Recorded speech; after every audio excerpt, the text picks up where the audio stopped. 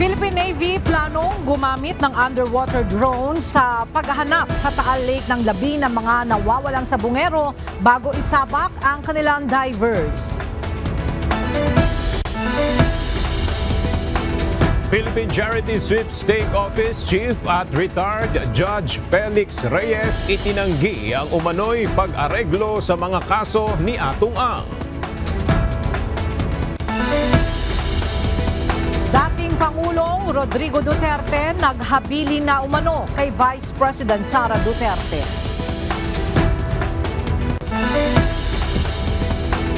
Pangulong Ferdinand Marcos Jr. namahagi ng halos 400 patient transport vehicles para sa 7 rehiyon. Senator Risa Hontiveros naghain ng cyber libel complaint laban kina Michael Maurilio at ilang vloggers dahil sa pagpapakalat ng umano'y mga maling impormasyon.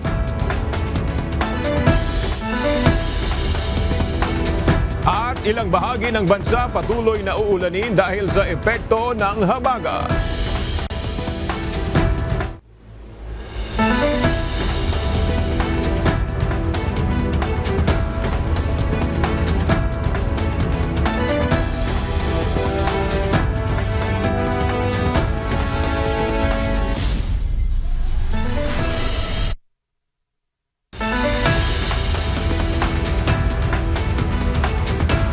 Magandang tanghali mga kasangbahay. Ngayon po ay araw ng Miyerkules, July 9, 2025. Tayo po ay sabayang napapakinggan sa Radyo La Verdad 1350 ang UNTV Radio. At una sa mga balita ngayong tanghali.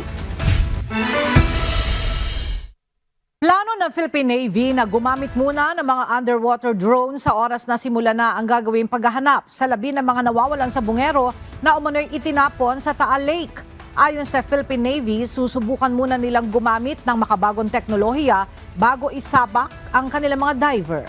Mula sa Maynila, may report si Ryan Lacanlale, live.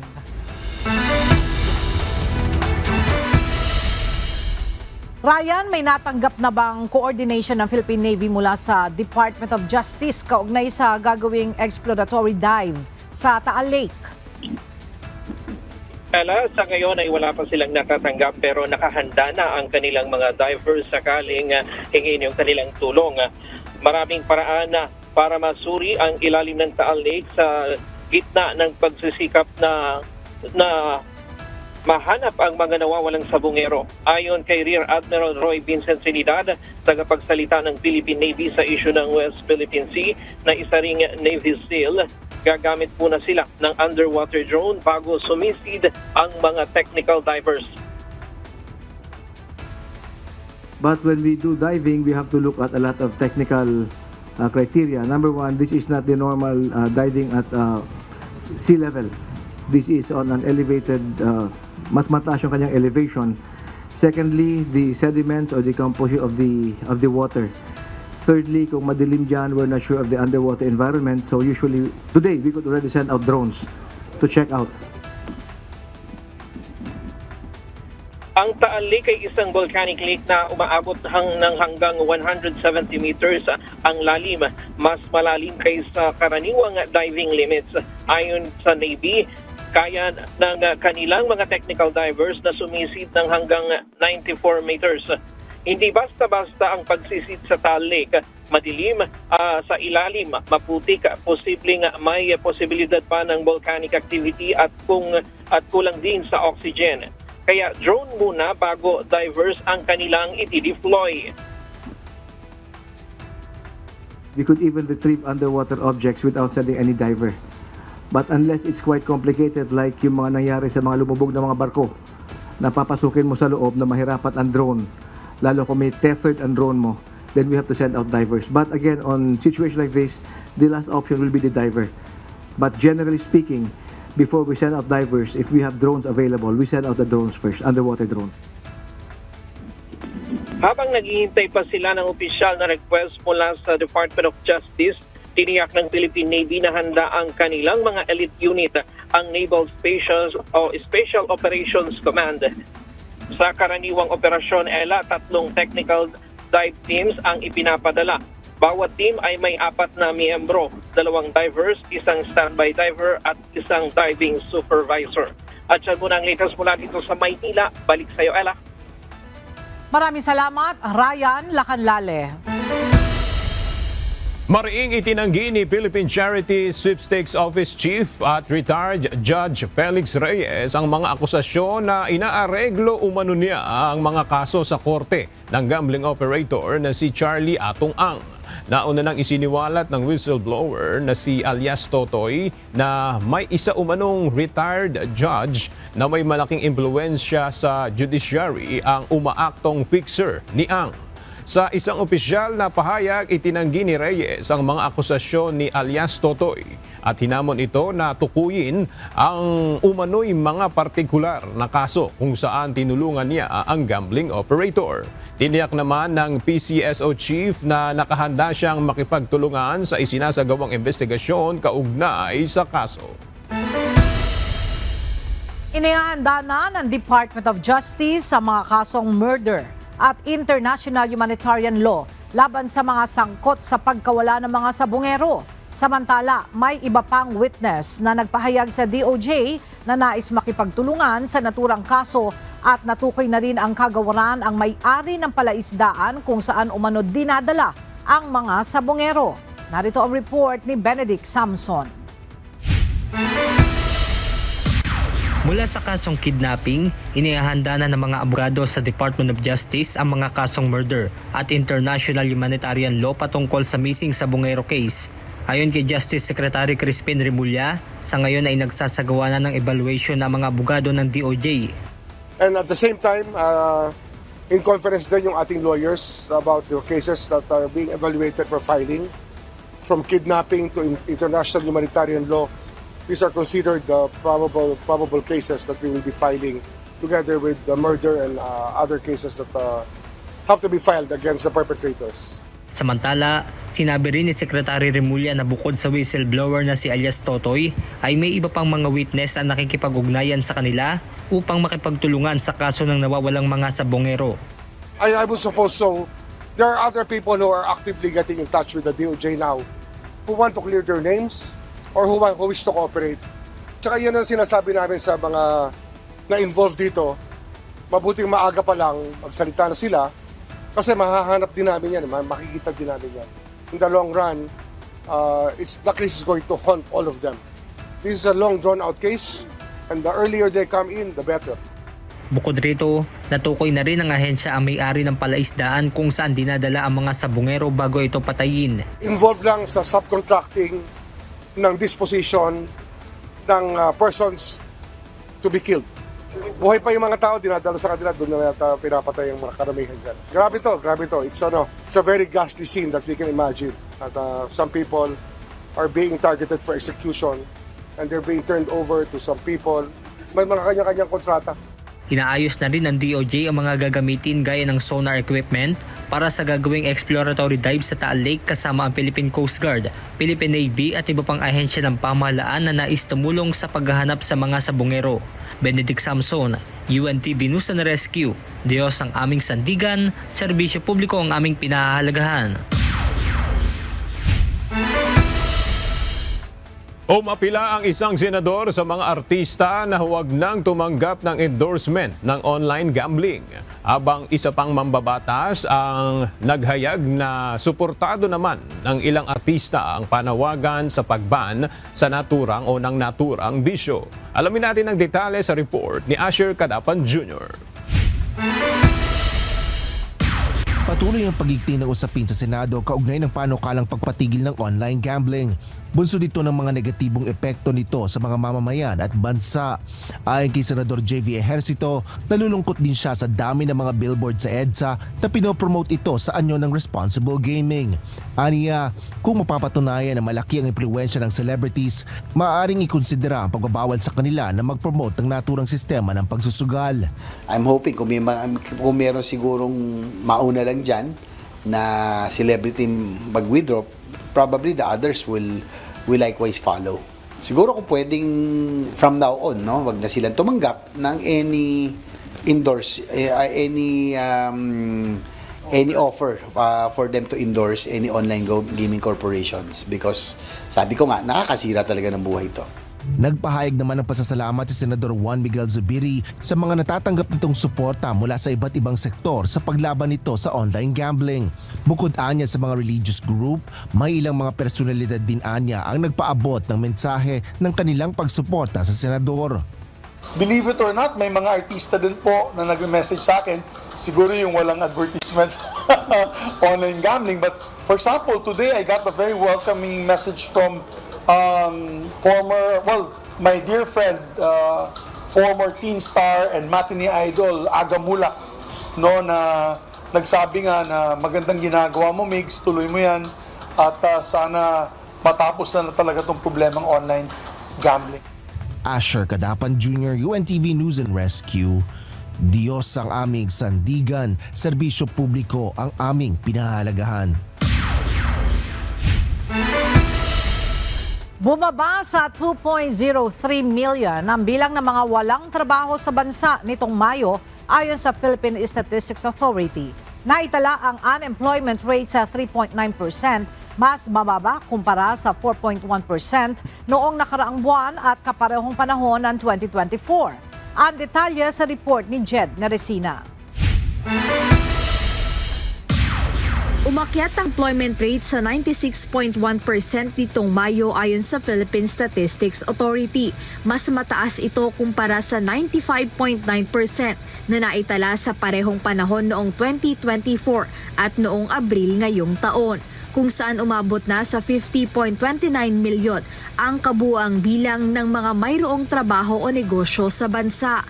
Ayon kay Undersecretary Claire Dennis Mapa, nananatiling ang services sector ang may pinakamalaking mayroong trabaho o negosyo na may 61.8% share sa kabuang bilang ng employed persons nitong May 2025. Sinundan ito ng agriculture na may 21.1%. Ito ang growing of corn, ito harvest season na kasi. So malaki ang nag-participate, 242,000. At pangalawa yung growing of paddy rice, may harvest na rin, so 130,000. At yung growing of spices, 120,000. Ngunit sa kabila ng pangkalahatang paglagos sa employment rate, may ilang subsector na humarap sa hamon ng pagbaba sa bilang ng mayroong trabaho o negosyo. Paliwanag ni Yusek Mapa, isa sa nakikita nilang dahilan ay ang pagpasok ng panahon ng tag-ulan ngayong taon.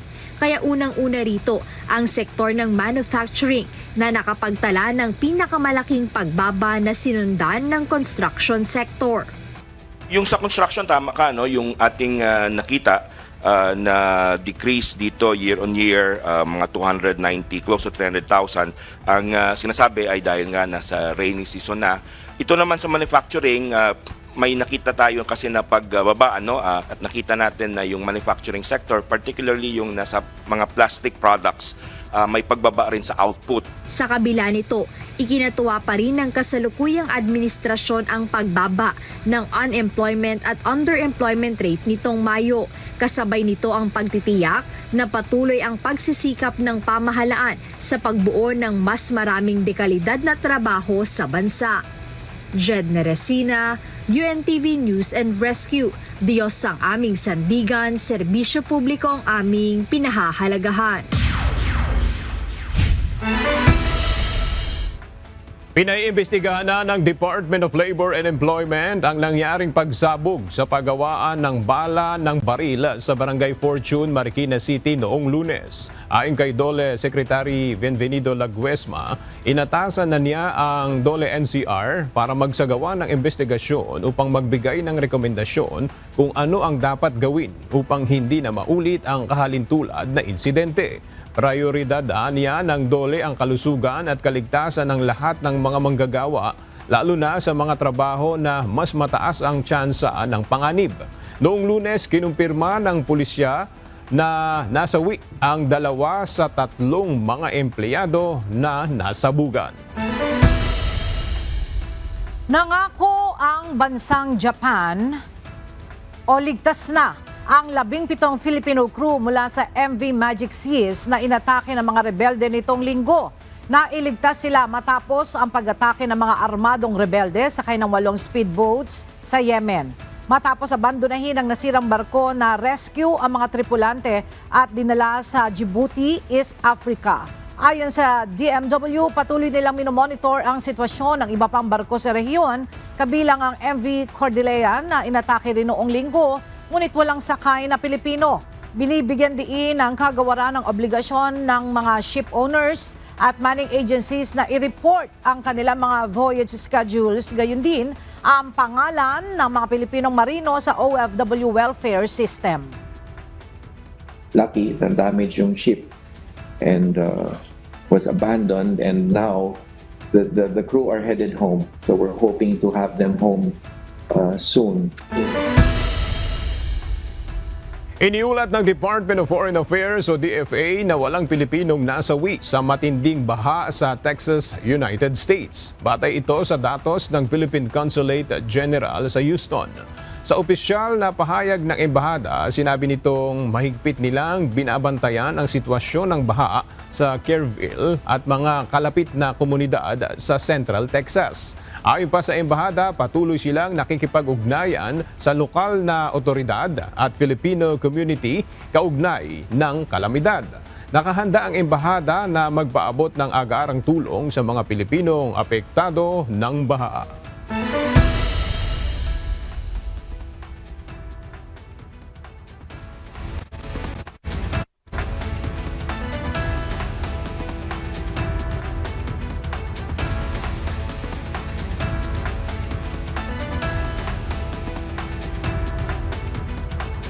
Namahagi kanina si Pangulong Ferdinand Marcos Jr. ng 387 patient transport vehicles o PTVs para sa 7 rehiyon. Ayon sa Pangulo, lahat ng mga bayan sa bansa ay mabibigyan ng PTV ng malaking tulong para sa paghahatid ng mga pasyenteng nangangailangan ng atensyong medikal. Mula sa Maynila, makibalita tayo kay Nel Maribuhok, live. Nel, kailan naman ang target na mabigyan ng lahat ng munisipalidad ng bansa ng patient transport vehicle? Ella, sa katapusan ng taon, inaasahan ni Pangulong Ferdinand Marcos Jr. na mabibigyan na ang lahat ng munisipalidad at syudad ng Patient Transport Vehicle o PTVs. Ito ang inihayag ng Pangulo ng kanyang pangunahan kanina, ang pamamahagi ng 387 na PTVs para sa 7 rehiyon. Kabilang na ang Ilocos Region, Cagayan Valley, Central Luzon, Calabarzon, Mimaropa, Bicol at Cordillera Administrative Region. Ayon sa Pangulo, ito ang kanyang utos kay Philippine Charity Sweepstakes Office General Manager Mel Robles. Yung pang hindi pa nabigyan ay magkakaroon din. At asahan ninyo, ang pangako sa akin, ang instruction ko kay GML Mel Robles, ay sabi ko sa kanya, kailangan by the end of the year, masabi na natin, by the end of 2025, masabi natin na lahat na ng cities and municipalities ay nabigyan na natin nitong patient transport vehicle. Bili naman ng Pangulo sa mga lokal na pamahalaan, alagaan ng mabuti ang mga ibinigay na PTVs upang ito ay matagal na mapakinabangan. Mula July 2022 hanggang June 2025, aabot na sa 618 na PTVs ang naipamahagi na sa iba't ibang bahagi ng bansa. Yan muna ang ating update. Balik sa iyo, Ella. Maraming salamat, Nel Maribuhok. Nasa higit 1,500 na mga pampublikong eskwelahan na sa bansa ang nagpapatupad ng Healthy Learning Institutions o HLI program. Ang programang ito ay isinasagawa ng Department of Education at Department of Health para gawing mas ligtas, mas malusog at mas nagkakaisa ang mga mag-aaral. Nakapaloob sa programang ito ang mas malinaw na health policies, malinis at ligtas na mga pasilidad. May access ang mga estudyante at guro sa mga basic health services, kaaya-aya ang school environment at tinuturuan ang mga bata ng lifelong health skills. Ayon kay DepEd Secretary Sani Angara, ang paaralan niya ay hindi lang lugar ng pagkatuto, kundi ito'y tahanan rin ng kalusugan at pagkalinga. Nakapagbigay na ng nasa higit 719,000 pesos na halaga ng ayuda ang Department of Social Welfare and Development o DSWD sa mga naapektuhan ng bagyong Bising at Habagat sa Central Luzon. Ayon sa ahensya, nakapaloob sa halaga ng ayuda ang nasa higit 1,000 mga family food packs na naipamahagi sa mga naapektuhan ng matinding ulan, mga pagbaha at insidente ng pagguho ng lupa. Batay sa Report and Disaster Response Operations Management, Information and Communication o DROMIC ng DSWD kahapon, nasa higit 30,000 na mga pamilya na ang halos 100,000 individual ang naapektuhan. Mula ang mga ito sa 61 mga barangay sa Ilocos Region, Central Luzon at Cordillera Administrative Region. Naniniwala ang mga inaasahang House Prosecutor sa impeachment trial ni Vice President Sara Duterte na magbabago pa ang pananaw ng publiko kapag nailatag na ang mga ebidensya sa mga alegasyon laban sa Vice Presidente. Ito ay matapos lumabas sa resulta ng Social Weather Stations o SWS survey na 42% ng mga Pilipino ang tutol sa impeachment complaint. Mula sa House of Representatives, kumuha tayo ng update kay Rosalie Coz live.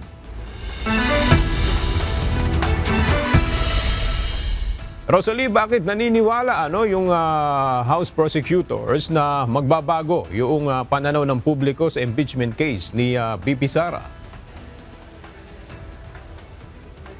Aga, kinakailangang matuloy ang impeachment trial ni Vice President Sara Duterte para mailatag ang mga ebidensya sa mga aligasyon laban dito, partikular na ang umanimaling paggamit ng confidential funds at matinding pagbabanta sa buhay ng Presidente, First Lady at Speaker. Sa pamamagitan nito, mababago ang pananaw ng publiko sa impeachment case. Ito ang paniniwala ni Batangas 2nd District Representative Jervy Luistro, isa sa mga House prosecutor matapos lumabas sa Social Weather Stations o SWS survey na 42% ng mga Pilipino ang tutol sa impeachment case. Pakinggan natin ang pahayag ni Congresswoman Jervy Luistro. And it has been our position and humble submission. Ito po yung matagal nang sinasabi ng prosecution team. We have ample and strong evidence supporting the 7 articles of impeachment. And we honestly believe once we are allowed to proceed to the presentation of evidence, a lot of Filipinos will be watching and will be basing their respective position on the evidence that they will be seeing during the trial. That is why it is very important that we proceed to trial. Ganito rin ang posisyon ni namamayang Liberal Party List Representative Leila De Lima at Akbayan Party List Representative Shell Jokno. Inaasahan silang maging bahagi ng House Prosecution Team sa pagbubukas ng sesyon ng 20th Congress. Nananalig kami, umaasa kami na maiiba yung pananaw ng mga nagsasabi na yan na hindi nila gusto ang impeachment. Kasi siguro naiimpluwensyahan lang yan ng mga disinformation, naiimpluwensyahan din yan ng mga komento ng ilang mga senator judges. Kasi sa isang impeachment na trial, hindi lang naman ang mga senator judge ang naghuhusga. Lahat ng mga Pilipino ay naghuhusga din.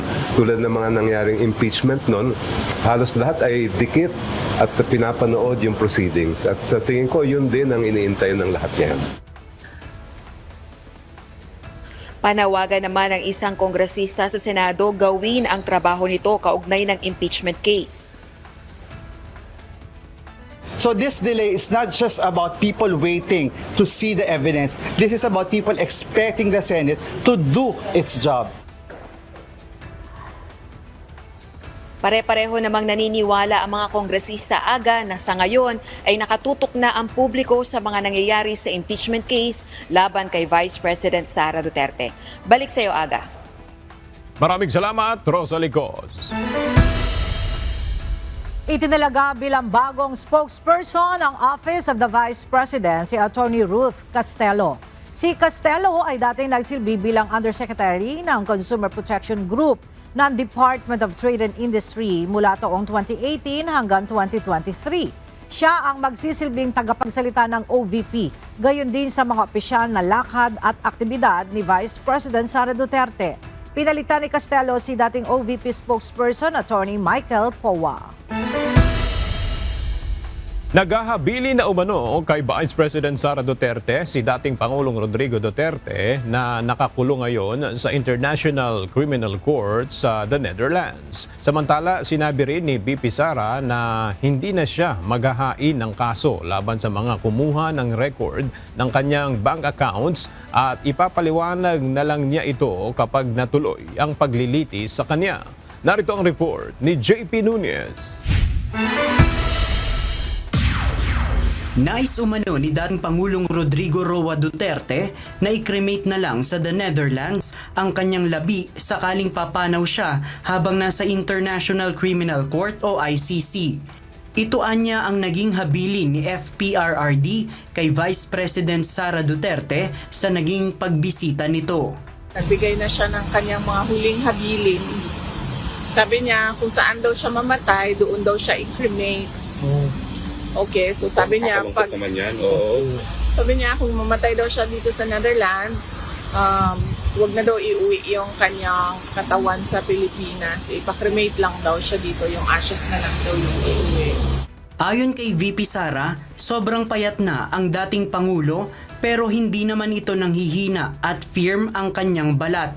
Pabiro pang sinabi ni VP Sara na tila may skincare sa loob ng ICC ang dating Pangulo. Wala din naman anyang senyales ng sakit si FPRRD dahil walang sinasabing urgent ang medical officer sa ICC. Well, natural din naman na siguro yun sa 80 years old, no? Na mag-isip ng ganon. Samantala, hindi na umano maghahain ng kaso si VP Sara sa mga iligal na kumuha ng kanyang bank statements. Sasagutin na lang anya niya ito kapag natuloy ang paglilitis sa kanya, pero kung hindi man ay ipapaliwanag niya ito sa ibang pagkakataon. Sa bank accounts, inaantay ko na magkaroon ng trial wherein doon ko sasagutin yung mga question about sa bank accounts. Binanggit din ng pangalawang Pangulo na maaaring hindi pa siya makauwi sa bansa pagkatapos ng ika-4 na State of the Nation address ni Pangulong Ferdinand Bongbong Marcos Jr.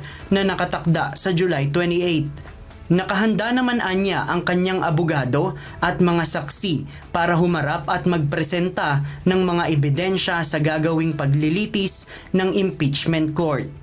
Marami kaming mga solid legal arguments kung bakit dapat i-dismiss itong impeachment complaint. JP Nunez, UNTV, News and Rescue. Diyos ang aming sandigan, serbisyo publiko ang aming pinahahalagahan. Posibleng manirahan si dating Pangulong Rodrigo Duterte sa bahay ng kanyang dating asawa na si Elizabeth Zimmerman sakaling maibenta ni Hanilet Avancenia ang kanilang property sa Matina, Davao City. Ayon kay Vice President Sara Duterte, nababahala ang pamilya kung saan titira ang dating Pangulo sakaling bumalik ito sa Pilipinas matapos maaresto at madala sa The Hague. Ibinahagi rin ng pangalawang Pangulo na bukas si Zimmerman na petrihin si Duterte sa kanyang bahay. Itinanggi naman ni VP Sara ang posibilidad ng pagkakaayos ng kanyang mga magulang at sinabing tila friendship na lamang ang namamagitan sa dalawa. As a daughter, iniisip ko lang kung saan natitira si Pangulong Duterte kung ibenta nila, kung uuwi siya ng Davao City. So, yun ang isa sa mga concerns namin.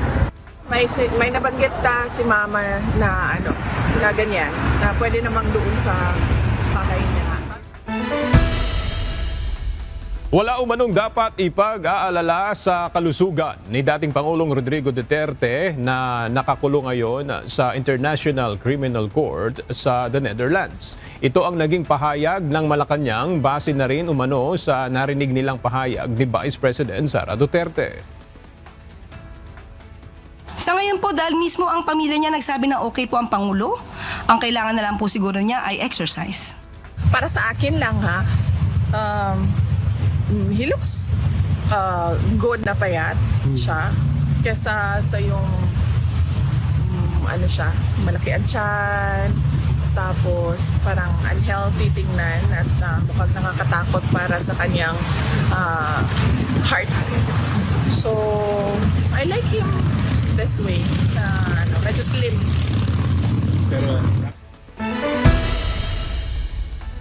Naniniwala ang ilang kongresistang walang magiging epekto sa International Criminal Court o ICC ang isang Senate resolution para maibalik ng Pilipinas si dating Pangulong Rodrigo Duterte.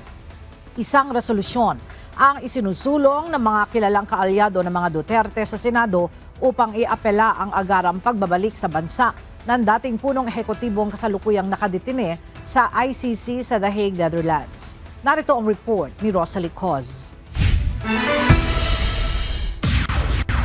Walang magiging epekto sa kinakaharap ni dating Pangulong Rodrigo Duterte sa International Criminal Court o ICC kahit maipasa pa ang isang Senate resolution na humihiling ng pagbabalik sa bansa ng dating presidente. Kasalukuyang nakadetine sa ICC sa The Hague, Netherlands ang dating Pangulo dahil sa kasong crimes against humanity bunsod ng umano'y extrajudicial killing sa anti-drug war ng administrasyon nito. Isang resolusyon ang isinusulong ni Senador Robin Hood Padilla para agad maibalik ng bansa ang dating punong ehekutibo. Subalit para sa mga kongresistang kilalang kritiko ng nakalipas na administrasyon, hindi ito makaiimpluwensya sa ICC. There's nothing that the Philippine government can do today to bring the former president back home. Kasi talagang International Criminal Court na po yung magpapasya kung makakauwi ba o hindi ang dating Pangulo. Alam din naman ng mga senador yon, kahit ano pang resolusyon ang i-file mo rito, kahit mapasa pa yan, ay wala namang magiging impact talaga yon sa ICC.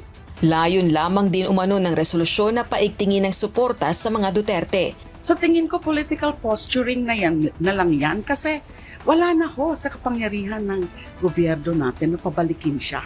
Kasi yung isang international tribunal, which is the ICC, with competent jurisdiction over the alleged crimes, the crimes against humanity, hindi na nila yan pakikinggan kung ano man yung mga sasabihin ng mga domestic authorities.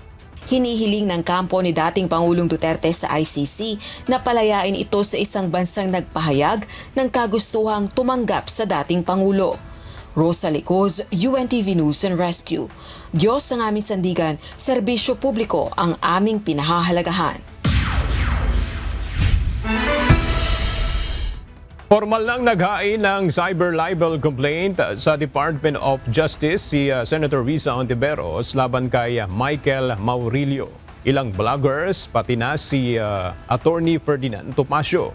Kaugnay ito ng pagpapakalat umano ng video na naglalaman ng maling impormasyon. Mula sa Maynila, makibalita tayo kay Dante Amento Hulag. Dante, ano ang detalye nitong reklamong inihain ni Senator Hontiveros?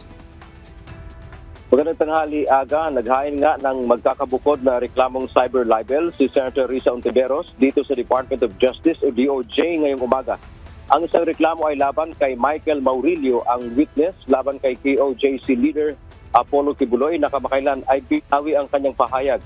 Sa lumabas na viral video ni Maurilio, sinabi nito na pinilit at binayaran lang siya ni Senator Hontiveros para tumistigo laban kay Kibuloy, maging kay Vice President Sara Duterte at dating Presidente Rodrigo Duterte.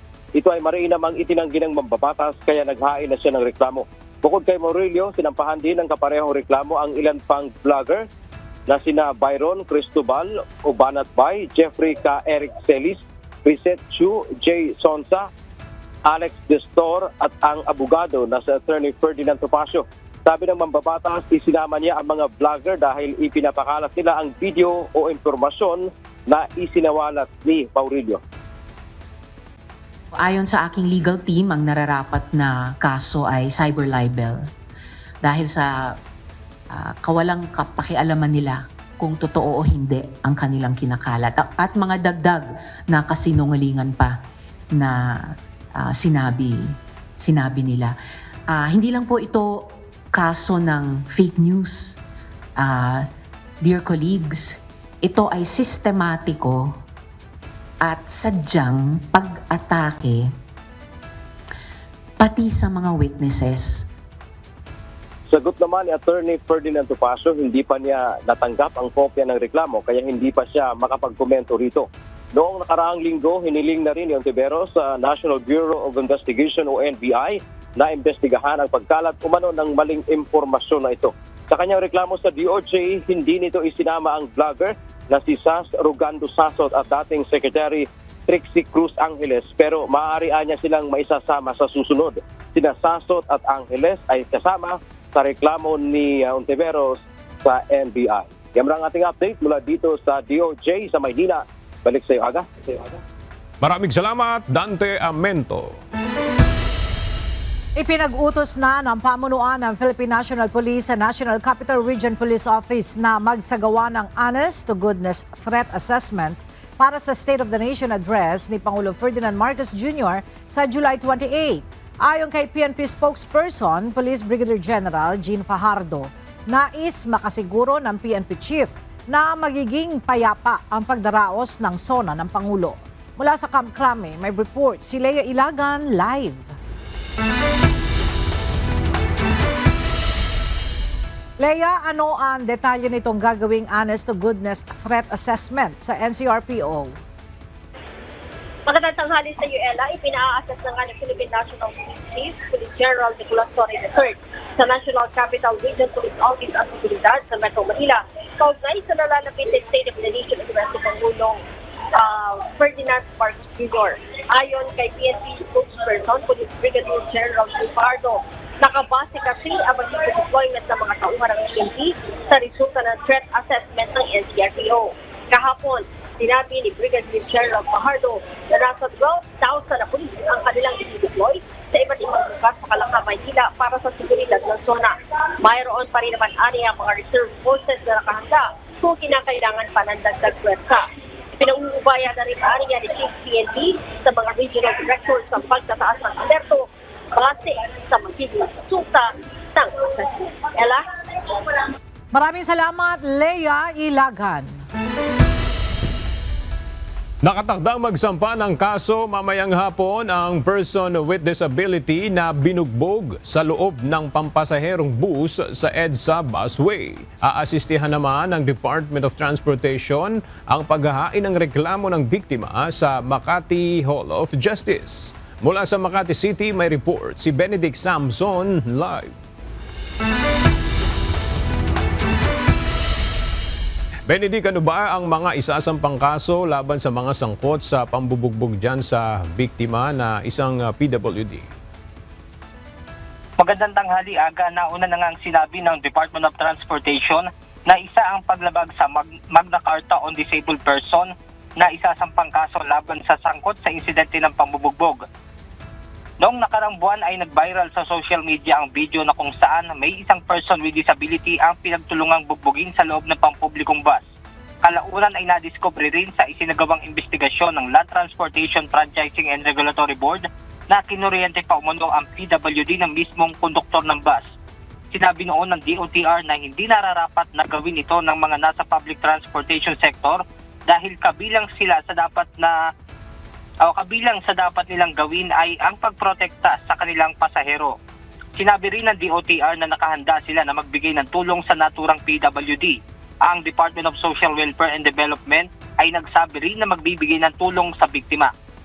Aga, mamayang alauna ng hapon ay inaasahang darating dito sa Makati City Hall ang PWD na asistehan naman ni Transportation Secretary Vince Dizon sa pagsasampa ng kaso.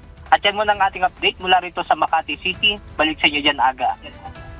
Maraming salamat, Benedict Samson.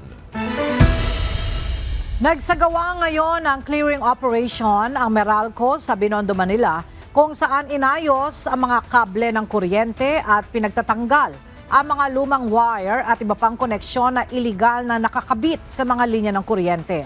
Ayon sa Meralco, kailangang iayos sa mga ito upang maiwasan ang anumang panganib na posibleng idulot nito. Mula sa Binondo, Manila, may report si Mia Alonzo live.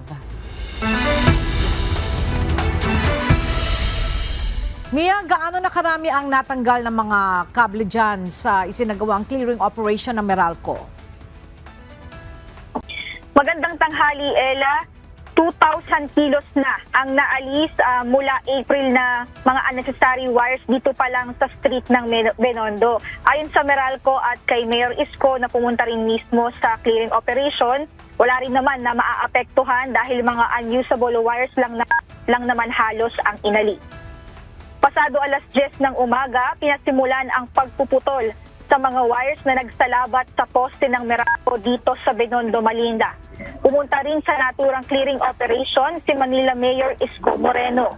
Sa pakikipagtulungan ng Meralco at local government unit, target na maalis ang mga buhol-buhol na kable o tinatawag na spaghetti wires na peligro sa lansangan.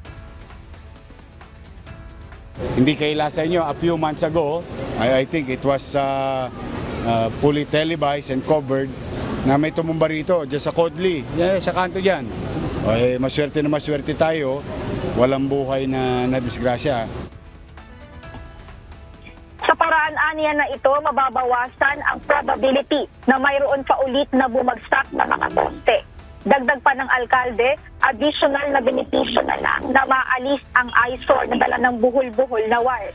Ang pinaka-target aniya nila ay ang public safety sod ng katulad na nangyaring pagbagsak ng mga poste dahil sa bigat at daming kable na nakakabit.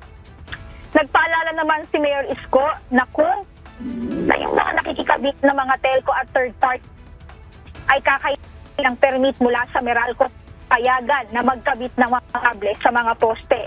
Pero kung illegal na nakakabit, ay talagang masasagasaan ng operasyon at aalisin. At yan muna ang update. Balik sa'yo, Ella. Maraming salamat, Mia Alonzo. Humigit kumulang 230 residente mula sa 55 pamilya ang inilikas at pansamantalang nanunuluyan ngayon sa Verdant Covered Court sa Barangay Pamplona 3, Las Piñas dahil sa malawakang pagbaha dulot ng matinding pag-ulan kagabi. Ayon sa Barangay Risk Reduction and Management Office, mabilis umapaw ang creek kaya't naapektuhan ang mga bahay malapit dito. Habang inaasahan pa ang karagdagang tulong mula sa lokal na pamahalaan, nagsimula ng magpaabot ng pagkain at gamot ang barangay sa mga evacuees. Sa kasagsagan ng ulan, nabagsakan ng puno ang isang kotse sa T.S. Cruz Subdivision sa Camia Street habang lumubog sa baha ang ilang bahay sa barangay CAA. Sa Barangay Talon 3 at Almanza 1, nagsagawa ng rescue operations matapos rumagasa ang baha at pumasok sa mga bahay. Dahil dito, suspindido ang face-to-face classes sa lahat ng antas ng lungsod ng Las Piñas ngayong araw, ayon sa anunsyo ni Mayor April Aguilar. At para naman sa ating ulat panahon, patuloy na asahan ang mga pag-ulan ngayong araw ng Miyerkules bunsod ng umiiral na southwest monsoon o habagat. Ayon sa latest update ng Weather State Bureau ng Pag-asa, asahan na ang katamtaman hanggang sa malalakas na pag-ulan sa Ilocos Region, Batanes at Babuyan Islands. Magiging maulan din ngayon sa Metro Manila, Central Luzon, ilang parte ng Mimaropa, Calabarzon, maging sa Apayao, Abra, Benguet, Barm at Soc Sargent. Habang ang nalalabing bahagi ng bansa ay makakaranas naman ng maulap na kalangitan na mayroong isolated rain showers o thunderstorms. Sa ngayon, isang low pressure area sa labas ng Philippine Area of Responsibility ang binabantayan ng Pag-asa. Gayunman, maliit nila ang tsansa na mabuo ito bilang isang bagyo.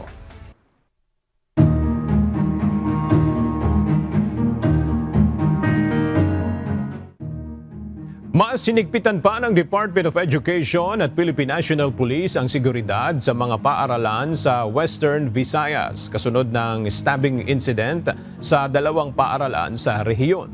Samantala, umabot naman sa mahigit 300 ang kaso ng school bullying sa Western Visayas. Mula sa Iloilo City, alamin natin ang detalye mula kay Lalaine Moreno Live.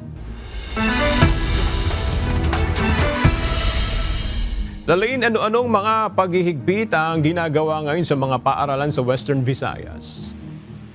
Ilan sa mga paghihigpit na ipinatupad ng Department of Education ang pagsasagawa ng bag checking sa mga estudyante bago sila pumasok sa school premises at ipinagbabawal din itong mga matutulis na bagay o anumang posibleng panggalingan ng mga aksidente.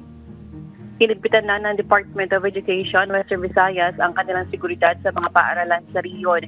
Ito ay kasunod sa stabbing incident sa 2 paaralan kamakailan. Ang stabbing incident ay nangyari sa San Joaquin School of Fisheries sa Iloilo kung saan sugatan ang 15 anyos na estudyante matapos sinaksak ng kanyang 13 anyos na kabarkada. 3 estudyante naman ang sangkot sa stabbing incident sa Antique National High School. Sinaksak ng 15-year-old student ang 2 estudyante sa paaralan. Nagpapatupad na ng bag inspection ang Department of Education at pagbabawal sa pagpasok ng mga matutulis na bagay o patalim sa loob ng eskwelahan. Inactivate na rin ang Learners' Rights Protection Officers and the Children o Child Protection Committees sa mga paaralan. Sila ang tututok sa pagsasagawa ng awareness campaign, counseling, psychosocial support at guidance session. Dinagdagan naman ng PNP ang kanilang police visibility malapit sa mga paaralan. Ayon sa Iloilo Provincial Police Office, nagsasagawa sila ng police patrol sa mga school campuses 3 beses sa isang araw. Sa pagtitipon naman kahapon, kasama ang Department of Education at local government unit dito sa Iloilo, inirekomenda ni Senator Sherwin Gatchalian, chairperson ng Education Commission, na maglagay ng CCTV sa mga paaralan. Ito ay upang mapigilan ang anumang school bullying o stabbing incident. Sa data ng DepEd, Western Visayas umabot na sa 343 ang kaso ng school bullying sa riyon. Kasama na rito ang mga school violence o physical harm. Samantala nasa kustudiya na ng Women and Children Protection Desk ang mga estudyante na sangkot sa stabbing incident. And one ating balita, balik sa iyo, Aga. Maraming salamat, Lalaine Moreno. Nananatiling stable ang presyo ng mga isda sa Taal Lake sa kabila ng mga ulat na itinapon doon ang mga bangkay ng mga nawawalang sabungero. Ayon sa Taal Lake Aquacultural Alliance Incorporated, bagamat bahagyang mataas ang presyo ng tilapia at bangus na pangunahing produkto ng lawa, ay wala namang naitalang di pangkaraniwang pagtaas ng presyo. Nilinaw ng Bureau of Fisheries and Aquatic Resources na ligtas kainin ang mga isda mula sa lawa sa gitna ng alegasyon na mahigit 100 sabungero ang pinaslang at itinapon sa Taal. Samantala, inihayag ni Justice Secretary Jesus Crispy Remulla na posibleng magsimula ngayong linggo ang paghahanap sa mga labi ng mga nawawala.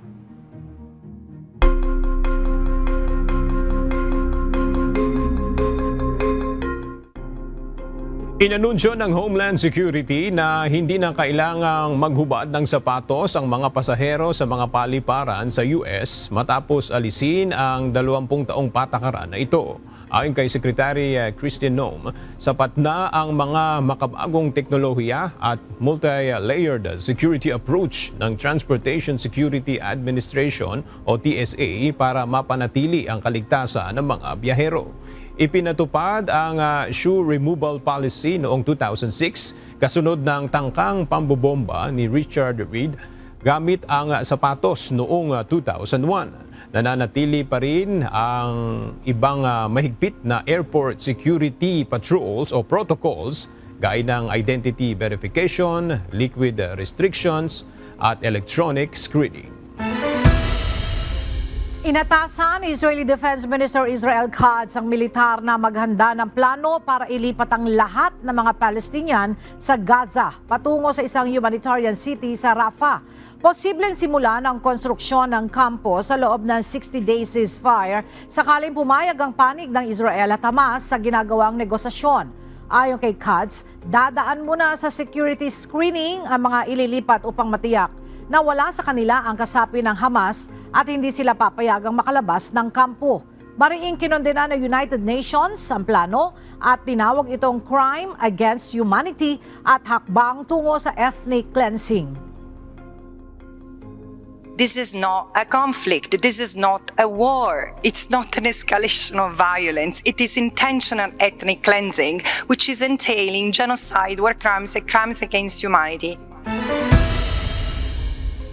Inatigan ng US Supreme Court ang Trump administration at inalis ang temporary pause sa planong mass layoff sa federal government. Ayon sa korte, posibleng maipanalo ng Trump admin ang argumentong legal ng mga executive orders na layong paliitin ang bilang ng empleyado sa pamahalaan. Giit ng mga kritiko, walang kapangyarihan ng presidente na magbawas o magreorganisa ng mga ahensya nang walang pahintulot ng Kongreso. Nagbabala rin sila na maaring magdulot ito ng kakulangan ng personnel para sa serbisyong publiko. At sa ating pong iiwang mga salita ng Diyos na ating sandigan mula sa Aklat ng Kawikaan, Kapitulo 15, versikulo 9, na nagsasabi, ang lakad ng masama ay kasuklam-suklam sa Panginoon, ngunit iniibig niya ang sumusunod sa katwiran.